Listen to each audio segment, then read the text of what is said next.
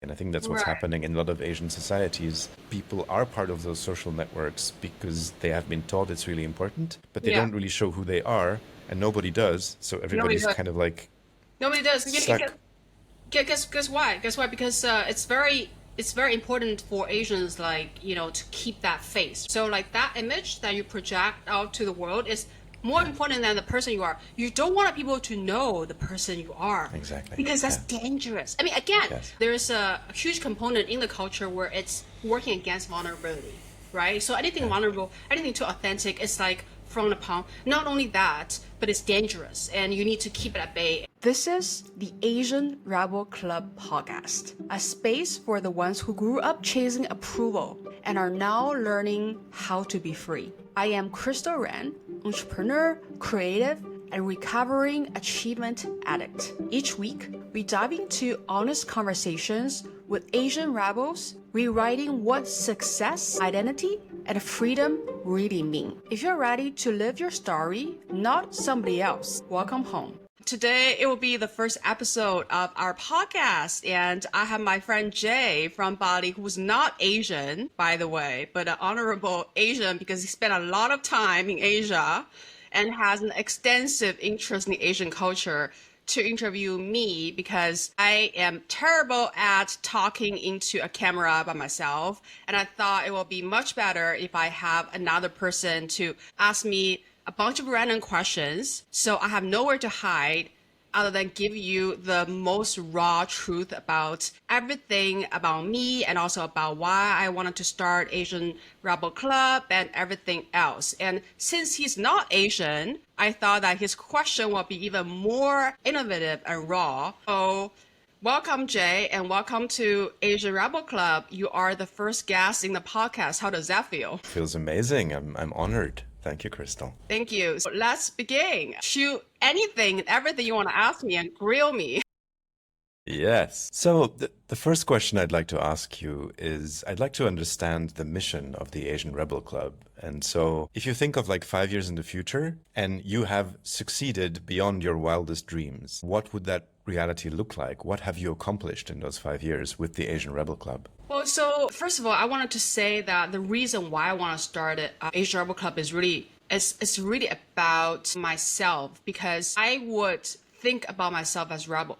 Actually, let me backtrack a little bit because when I was in management consulting and I was called a rebel by my coworker, and I remember to be very offended when he called me a rebel because it's not good in professional services to be called a rebel. That is the least professional you can be. And I still remember how I felt and I didn't want to own it. But fast forward now, I realized my entire journey from even when I was a little girl in China to now, I've always been rebellious, but not really rebellious from a very traditional standard. It's more of rebellious in a way where I'm always true to myself and I literally can't lie to myself of what I wanted to do in life and the person I want to be. And I burned a lot of bridges and made a lot of tough calls to not choose the most easy path in life, and which to a lot of people, it was just like, why would she want to make all these decisions and make her life much harder, right? And for me, I think the reason is that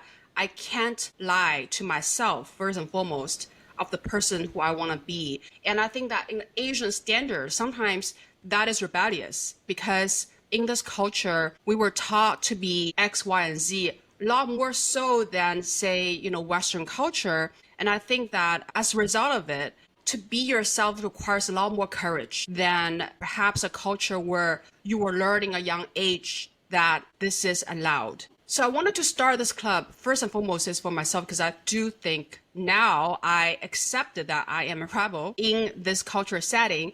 And I think that there's a lot of people out there who wanted to be a part of this, who identify as a part of this, or maybe they think that there's something off, something they want to change in their life, and they're searching for that courage and searching for that examples from other people, but they're too scared, or maybe they just don't know how to do this, and how to be happier, how to be more honest, how to be more authentic, and they're looking for a community, they're looking for that authenticity and validation from like-minded people. And I wanted to be that voice, or I want to build the space for voices like that. and also wanted to showcase people through podcast episodes and me interviewing other people. And we discuss about a variety of topics and also from the community itself, so that people started to be like, wow, this is possible and this is encouraged and I want to be part of that. And to your question, what would it look like in 5 years? I don't really know what exactly what that will grow into, but I would hope that it will become, I want it to be almost like a new neural pathway in people's mind, right? Where they realize this is possible. They realize that it's not impossible. It's a basic human right? I want people to be like, okay, like today I might be stuck in a dead-end job and I want to be a musician or I want to be a dancer, whatever that is. I can do it tomorrow. Or I don't want to have a conventional marriage. I wanted to choose differently. I don't care about upsetting my parents. Like, these things should be allowed, and these things should not be taking years and decades for people to decide upon. So that is something I want this community and this concept to grow into. Beautiful. So if I understand you correctly, what you're trying to do is provide an example for people who need courage in order to step in a better version of themselves. Yeah. And who haven't maybe found support in that before. And I think that's a beautiful mission. How have you been able to do that for yourself first? Because you didn't have the Asian Rebel Club, right? No, well, I didn't have it. And maybe a little background of myself. I was born and raised in China. I spent 20 years in China, and I received quite traditional Chinese education in a sense where it's all about your performance in exams. And actually, there's a caveat in it where I actually received half of my education was in more liberal education form. We were encouraged to be who we were. But then I got into another school, which is a lot more traditional Chinese in a way where, say, I was actually studying 16 hours a day for 3 years. And every single exam, the marks of the exam, doesn't matter whether it's a formal exam or a mock exam, it was published publicly. So everybody can see your scores. Everybody can see your ranking, how you were compared to other people in the same class, how you were compared to yourself from the last exam. So everything was so public in a sense where you're pretty much just that person, right? Like that person, that student was your identity, and your mission is to be number one. Doesn't matter whether you like the subject, doesn't matter, that will be your career choice later on. You don't get to choose and think for yourself. Coming from that background, where actually I got into a very good university in China. It was one of the Ivy League schools. In fact, as we mentioned about it before, the DeepSeek founders came from my major in my university, right? So I studied computer science there as well. And I got a national scholarship. Basically, I was able to get amazing jobs with that university, with that major, because in China, your university and your major is everything. So if you're already in the Ivy League system there, then you're set for life. But then for me, I decided that this is not what I wanted. Even though, everything was working out great for me, I was like, okay, like I didn't want this because I didn't like computer science. I think I like something more social science related, right? Psychology, business, design, anything to do with people. I didn't know what that was. And also I was in a long-term relationship with a boyfriend of mine. And I was able to just give everything up. I was like, okay, like, I think I wanted to go abroad. I think I wanted to go to the US and Canada. And let me just take a leap of faith. And then I went eventually to Canada by myself. And I broke up with my boyfriend, who I was dating for like 3-4 years. And then after that, I studied again in Canada, and then I worked there. And then I was like, okay, I'm not sure if I want this place. It's a little bit too slow for me, right? So let me just go somewhere where it could represent a fusion of my identity, which is Chinese and also Western at that point. So I thought, okay, what is that place? And I thought it's Singapore, because Singapore, you have both the Western influence and also the Chinese influence. And it's almost felt like a happy medium. I hadn't been to Singapore. It's the same thing. Hadn't been to Singapore at the time, and I was like, okay, let me just jump. And again, came to Singapore to get an MBA degree in INSEAD, and I didn't know anyone again. So that's just a bit of my background. In a nutshell, I've traveled to 50 countries. I've lived in like 5-6 countries. I changed my career multiple times. Started my career in investment banking, and then got to management consulting. And then I became an e-commerce entrepreneur, built my brand in home decor from ground up. Multi-seven-figure exit after a year and a half of that brand. And then I started another brand. I worked myself to a point where I was like, all of these things I was doing was actually chasing after success and validation in other people's eyes. So who the fuck am I? And I spent a few years thinking about that question. And then here we are. It doesn't even make any sense to me how come I was doing these things. Like every single step, I was like going from something that is so stable and so guaranteed. Every single step, I try to undo it. And I just don't understand why. And to this day, I still don't understand why, but I'm just kind of following my own desire. And to me, that is rebellious. And there's so many nights where I lay in bed, I'm just like, oh my God, like what the fuck am I doing? Like I felt like I'm just destroying my life, like, with every single decision I make, but I just can't undo it. Like I just needed to go forward with it. I don't know why. So here we are. Yeah, amazing. Yeah, I love that, especially the phrase that you mentioned, following your own desire. I think that is such a beautiful and core message. And I think even in Western cultures in which I grew up, following your desire, as in like that as a tagline, is quite controversial for sure. Really? Yes, yes. So I'm really curious as to how you think you will be able to help other people also discover their desires in the first place, and then also maybe get the courage to follow their desires. Like, what's the model there? I've done a number of interviews for the podcast because this is one of the themes I want to highlight, right? And then so in the process of interviewing other people, as you know, because you also have your own podcast, that you learn so much from even just talking to these people yourself. And I think one thing I noticed is that it doesn't matter what kind of success these people have, right? Because everybody got their own different success. Some of them, maybe monetarily, they're very successful. Some of them, maybe they are very artistically successful, right? And some of them are, maybe they're happy every day, they're living in peace. So that is very different. However, their inner world, that journey of going from a place where they're seeking happiness from outside to a place where they can generate more sustainable happiness, that is very similar, in my opinion. And I think that to answer your question, how can other people follow their own desire? I do believe there's kind of not a formula, but a right way to do. And also there's a wrong way, right? So let's start with the wrong way. The wrong way is that a lot of people think that in order to be happy. So this is what a lot of people think, right? They think that they should do XYZ before they can follow their desires. This is what I've noticed over and over again for most people I've seen. And that XYZ includes, I gotta make a certain amount of money, I gotta get married, I gotta have kids, like all the usual checklist items you needed to tick off, right?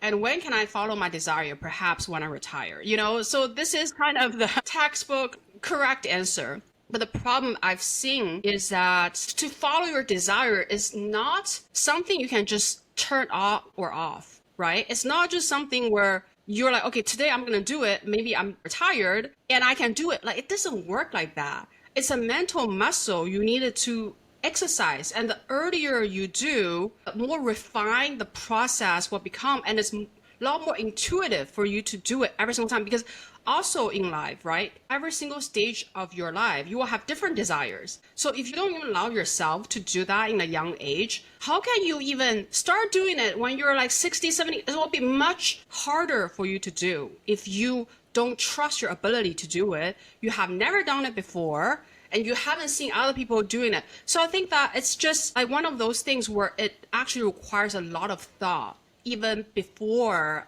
you achieved your checklist, right? And then, so that's number one. That's like the wrong way to do things. And then, so let's go to the right way to do it. I think for the right way to do it is to understand, first of all, why do you even need that checklist to follow your desires? So like, what is the reason behind that checklist, right? And the recurring things I've heard is like, stability, so like I cannot do XYZ because I don't have financial stability. And then also fear of failure. So I can't do this because what if I fail, right? And that fear of failure is also it's twofold, right? So if I don't do this, which means I don't fail, right? Then my perception of myself would stay intact. And other people's perception of me will stay intact. But if I do this, which means there is a chance of me failing, then there is a chance of other people changing their perception of me. And therefore, my perception of me will also be changed, right? So there's so many layers to it. But like once you start to realize all these things are illusion, first of all, other people don't care about you. Secondly, if you have a strong sense of self, you don't care about them, how they think about you. Then all these things go away. And then you realize you can actually do whatever you desire from day one. You don't need to wait. And in fact, the longer you wait, the less chance you're going to work on that. Yeah, that makes a lot of sense to me. And it's also somewhat similar to how things evolved in my own life, because, I also had a process. But I think what you're highlighting here specifically for the Asian Rebel Club is that I do believe that in Asian cultures in general, there is a lot more kind of like what I would say social anxiety, like the social pressure is much higher than in Western cultures. I think in Western cultures, there's a lot of these stories and myths that we have about self-realization, right? People who are very different and then they're celebrated for that. And I think that's much harder in Asian countries. So I'm curious if your perspective of that for yourself also changed due to your exposure to more Western cultures like living in Canada. Yeah, so good question. I think I grew up a little bit differently, right? Because my parents weren't like necessarily typical Asian parents in the sense where they always encouraged me to speak and express my opinions. In fact, my dad named my Chinese name after, he gave me a character which means talkative. So here I am talking, so which means I'm fulfilling my dad's wish, which means I'm a good Asian. But anyway, You're fulfilling your destiny, basically. Oh my gosh, right? And then he knew that. I don't know how the hell did he know it. But anyway, that was never a problem. So they wanted me to speak my mind. They wanted me to tell them what I think. And sometimes, like, even if certain things I said was controversial, they will not stop me. They're like, it's more important that you have your own voice and don't be afraid, right? And then so for that, I was in debate team growing up. I was writing. So since I was 6 years old, I started to write and I started to publish newspapers and magazines. I co-authored a book when I was 15 years old. And then I wrote another one when I was in my 20s. So to me, that was my truth, right? And I needed to express myself. Doesn't matter how controversial these opinions, they deserve a place to exist. So that part was always there. And I think that the reason why, I think I intuitively knew I want to get out of China because there's still a lot of things perhaps you can't say in China due to cultural reasons. And I felt it as a kid. And I felt like that was suppression. The Western culture is a lot more free in that sense. That's why I got out. And I think that in the Western culture environment, I got even more opinions because I've seen now different cultures, different viewpoints, and I started to have my own viewpoints while, thinking about why do I agree with this, why don't I agree with that, and are people living in autopilot? So there's so many things which you will start to question when you have that collision of different cultures and also identities, right? Because I am Chinese in China and I'm a majority. So people don't look at me and be like, well, she doesn't look like one of us. I'm pretty much one of them, right? When I'm there. But then when I'm in Canada, I'm different. And especially I was in Alberta with Asians, the minority, very much minority. So I needed to carry myself differently there. And in Singapore, I also need to carry myself differently because I'm not Singaporean. So it's like a chance of you identifying yourself to people, right? Because they don't know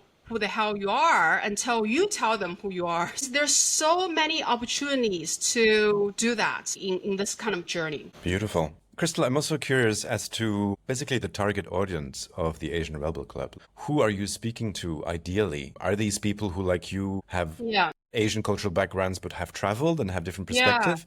Or do you also want to reach just, Asian people who stayed where they were and then maybe now are ready to discover something else? So I think it's really just whoever resonates with the message. And I think that I've seen naturally, I think it resonates a lot with Asian American. And I think the reason is because having Asian parents, they were born into almost a system, right? A system at home, which they were taught a lot of Asian values. And some of the kids, their parents don't, perhaps don't even speak English, or like they're not integrated. And so that's how they grew up. But when they are in the society, it's like completely different. And they also have seen different systems at work in the same time. So they are confused, right? In a sense where like one system asks them to be XYZ, a model student, a model citizen, like a model Asian, whatever. And then another system is telling them to be whoever they want, And so it's like that friction exists in their life day in and day out, but it's a very intangible. It's like the elephant in the room. If you don't have a channel for that energy, right? And it's just kind of stuck in your system. And I believe that once it's stuck, it gets bigger and bigger and bigger until you started to deal with it. So I think that for them, that's it's quite an obvious issue. However, I have seen, for example, even in Singapore and even in China, people are looking for something beyond materialistic pursuits. And that's because these pursuits won't make you happy, right, in the long term, and they're not sustainable. They require you to constantly feed that desire to accumulate more and more stuff. So it's not a solution, right? And it's just isn't from a human development perspective, it holds you back. And I think that people start to wake up to that.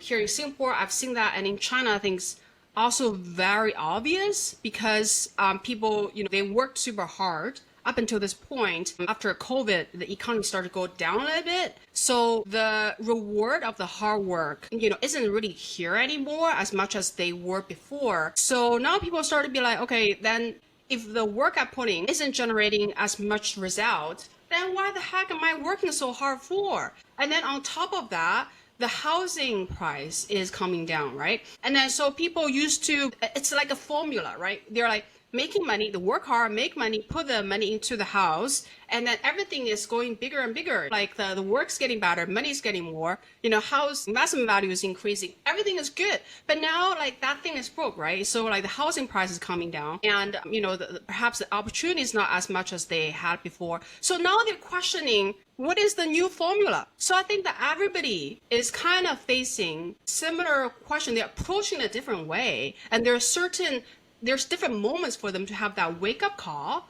but ultimately it's all pointing into the same direction. Wonderful. Yeah, so we've talked about the origins, your background, why you're doing this, about the content and the kind of people you want to speak to. I'm also curious as to the form of the Asian Rebel Club. What will it be? Because now it's a podcast. What else will it be? Will you host some kind of like seminars? Will there be maybe books published? What kind of shape does this Asian Rebel Club take in your mind? Well, yeah, so I think I can only talk about it one step at a time. And for now, the focus is really trying to push out as much voice as possible and also as much diverse voice as possible. People are talking about finding yourself or, these kind of topics. There's different ways to do it, but a lot of them are career related, right? And I don't want it to be just a career related thing because I think that, first of all, there's already enough voices out there, but also life itself. You can't really just be like, this is my career and this is my personal life. I think that your way of thinking governs each area of your life.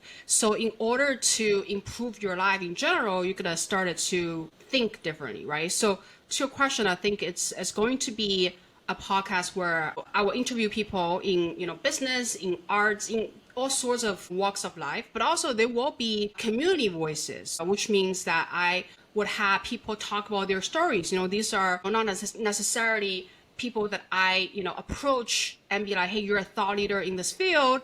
These are people like all of us that they just have stories, the viewpoints they want to share. It's just like how my parents encouraged me to do, right? Like, you have a viewpoint you want to share with the world. I think all these viewpoints will shape each one of our lives. And I think that they deserve to be heard because you never know who else is out there might benefit from it, right? So there will be community voices, there will be podcasts, there will also be newsletters. Obviously it's on, social media, TikTok, Instagram, YouTube, all your jazz. So in terms of long term, whether there will be book published, I just mentioned, I am an author myself.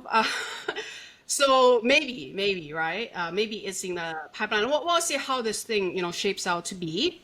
Yeah, I'm also really curious because you mentioned the word community a couple of times, and I think community is such a beautiful thing to build. I'm wondering in which way you're also going to encourage the community members to like converse with each other. I think one of the most beautiful aspects of a community is not just a group of Yeah, people who listen to the same podcast, but it's people who gather to talk about their own stories, right? Not just in the mic, but just with each other. So I'm yeah. curious if you're planning some kind of community hub online Yeah, or yeah, offline. yeah, yeah. Yeah, definitely. It's definitely planning to have maybe a Discord channel in the future or subreddit, also offline, workshops, gatherings, something that I genuinely like on myself, which, I wanted to, and this is really kind of my vision, right? Like, this is probably a little bit too early to say that because it's my brainchild right now and obviously not in the real world, but I wanted to gather people together where not only will they talk about a bunch of things, but also maybe they can do exotic dance together. They can discover themselves through movements, through arts, through music, through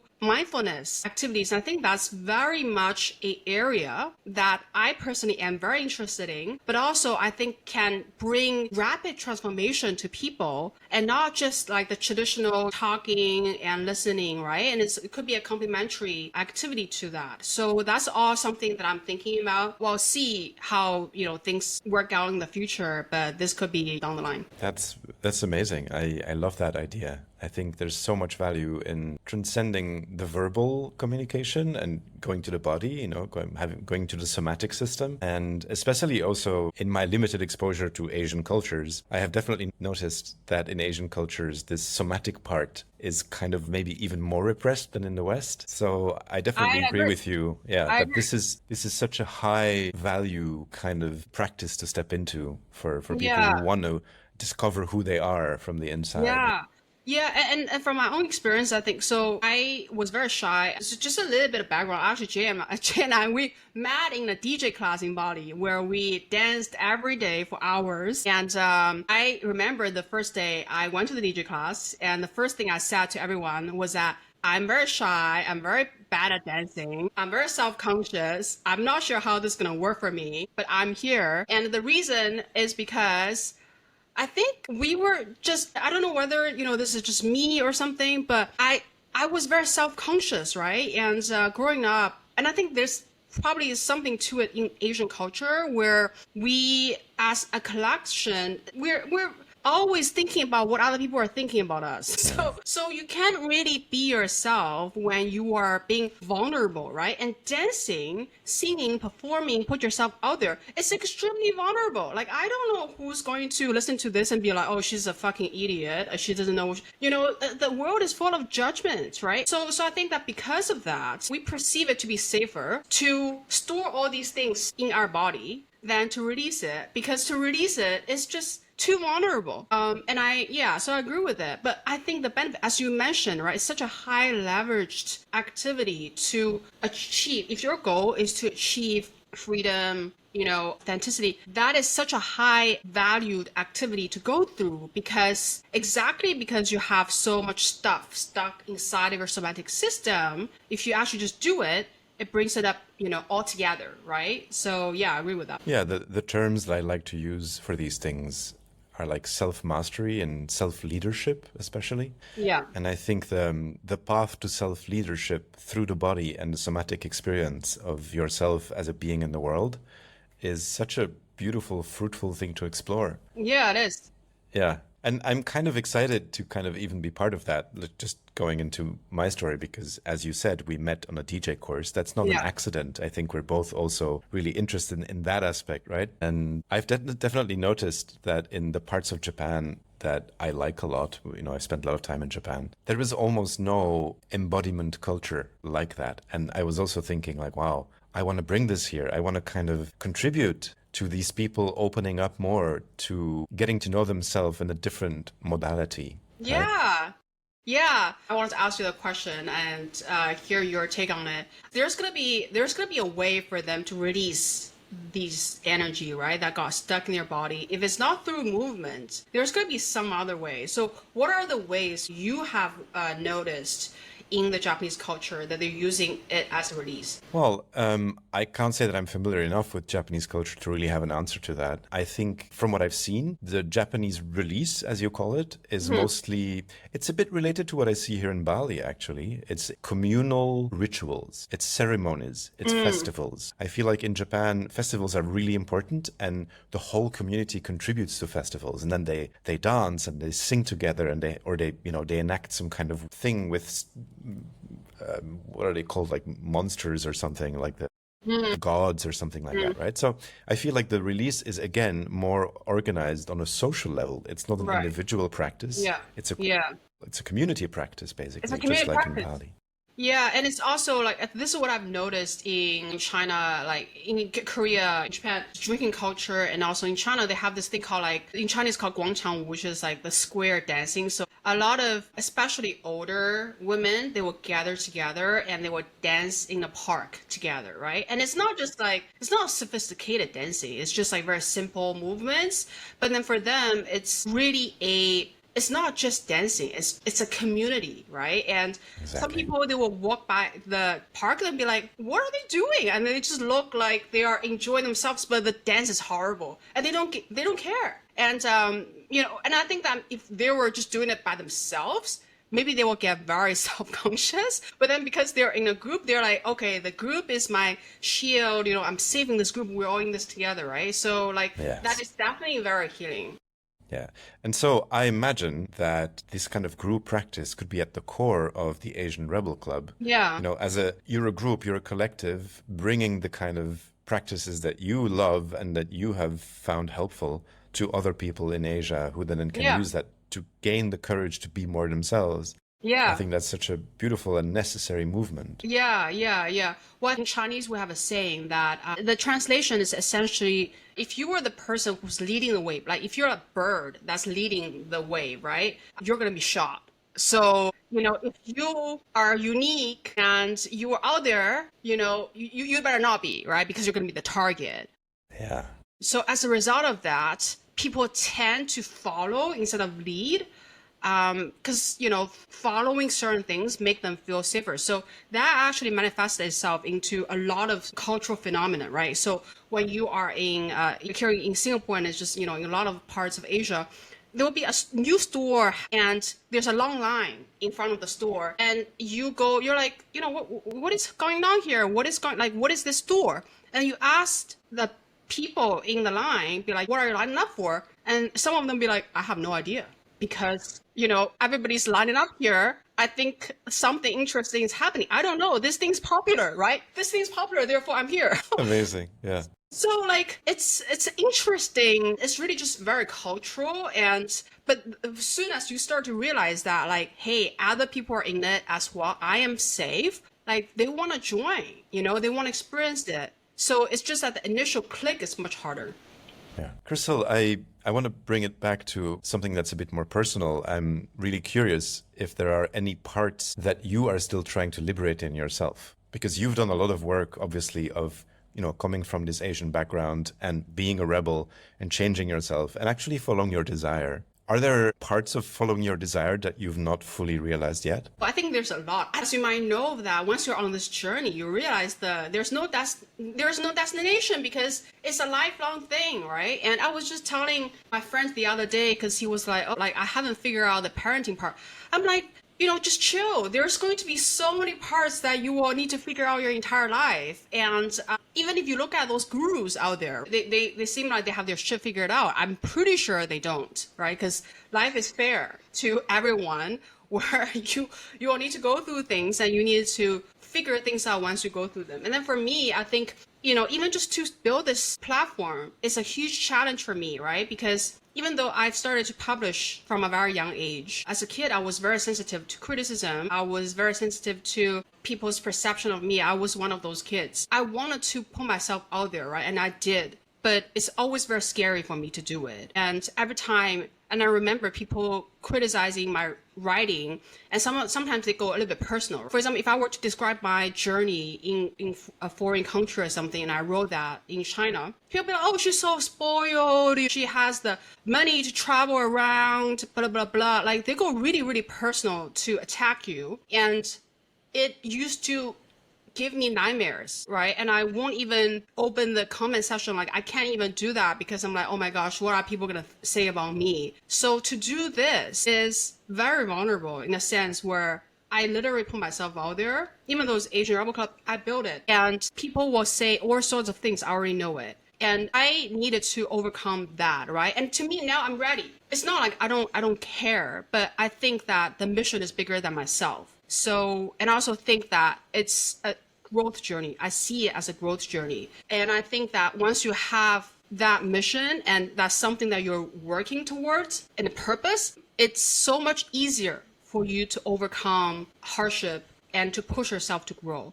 And that's just one example, right? And that's something that I think was severely lacking before when I was chasing more monetary, like materialistic things, which, the purpose is missing. So when you are facing challenges, it's much easier to give up than, an intangible purpose, right? Which is not really money or anything else, but it's something that's true to you, true to who you are. Beautiful. For the people who are listening to this, assuming they resonate with what you're saying, what steps can they take to be part of this? Like, how can they contribute or become subscriber or anything like that? Is there anything set up that people can follow or connect with you in some way?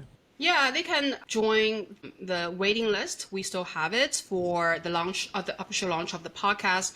By the time you're listening to it, you're probably one of them anyway, just because this will be published. But yeah, I'll link everything in the bio. Also, we have our Instagram account, Asian Rebel Club. Also the YouTube channel, the TikTok account, and also this podcast and the newsletter. So everything's in place. Hopefully by the time that you're listening to this, and so you can just click subscribe. You will get all the content once they are published. Beautiful. I have one more question for you, which is actually a question that I traditionally use on my podcast as well at the end of a conversation. And the question is very simple. Is there any other question that I haven't asked you that you'd have liked to answer? Okay, yeah, sure. The first question that comes to my mind is a question whether there's a pivotal moment in my life that made me question norms and embrace the rebel mindset. Cool. And what's your answer to that question? Yeah, so I think there were many moments, but the most recent moment, which pretty much started to make me start to think about, Asian Rebel Club as a concept, was that, again, a little bit background about myself. Born and raised in China, was really an alpha student and also employee that did everything on the checklist, right? So I went to management consulting. I got my Canadian permanent resident. I got into a top MBA school. I got married. I got into a prestigious management consulting firm. I then started my business, did quite well as well, and I was featured on a lot of media outlets, and all these things come to a crash when I was starting my beauty brand after I exited my home decor brand. It was growing really well, right? And I had this moment. I called my dad. I was so burned out. I was so stressed out. I told my dad, I said, Dad, I don't know if I can do this anymore. And he's like, why? And I was like, well, because it's growing really fast. And I don't know if I can do what I did again. And it's stressing me out because I know exactly what's going to happen. I'm going to have so many sleepless nights. I'm going to negotiate every day with my suppliers. I'll need to monitor. And in fact, if I were still doing that today, I'll be worrying about trade wars, right? I'll be worrying about tariff and, all these things every day. And that time I was like, fuck, like, I just don't know if I can. I got so depressed and I started to question why the heck am I doing it? And I realized the reason in the end was because I always thought that in order to be loved, I needed to always be successful in the traditional sense, the societal sense,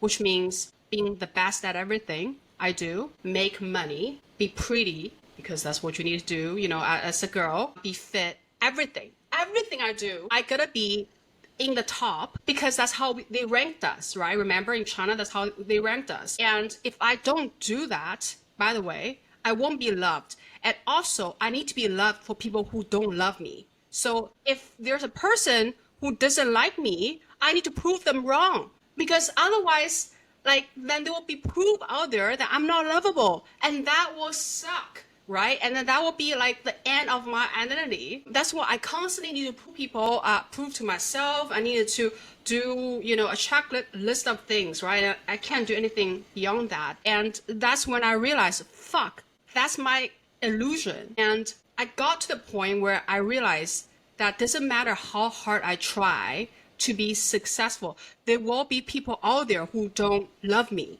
because they just don't fucking love me. I rub them the wrong way. They don't like my personality. They think I'm too much, whatever that is. They will exist, right? And there's nothing I can do about it. The only thing I can do is that if I wanted for them to love me, I gotta be a different person. And if I'm able to do that, then I can.